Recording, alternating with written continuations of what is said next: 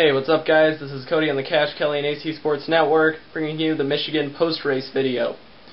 It was a race dominated, the first half at least, by the Roush cars. They ran well throughout. Greg Biffle and Matt Kenseth led a lot of the early laps in the race in the first half. And then the cars, except Carl Edwards, ended up finishing well in the Roush camp.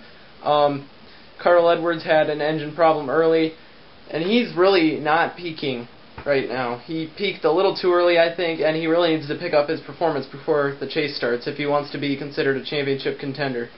He's only had one top 5 in his last 7 races, and he's averaged outside of the top 15 in those races, and that is not championship caliber work right there.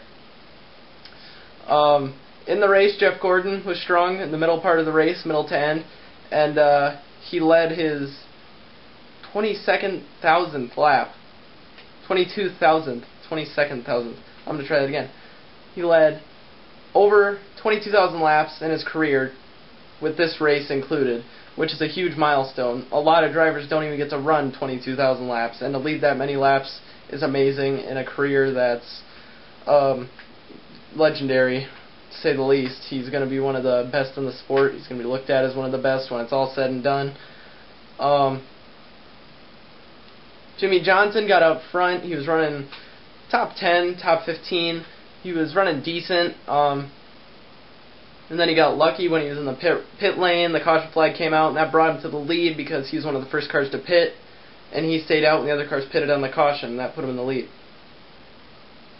In a caution earlier in the race, Greg Biffle and Kyle Busch both fell back because they took 4 tires while the rest of the field took 2. And they were 2 of the guys about the midway point that were really dominating the race.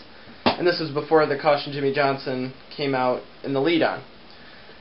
And they were really dominating the race, those 2 guys. Kyle was looking pretty strong there, and he got mired back in traffic.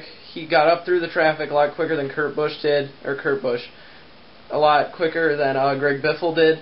And Kyle ended up winning the race in the end after his brother Kurt Busch got into the wall and caused green-white checker. The final top 3 were Kyle Busch, Jimmie Johnson, and Brad Keselowski, who is a guy opposite of Carl Edwards, who is really peaking at the right time here.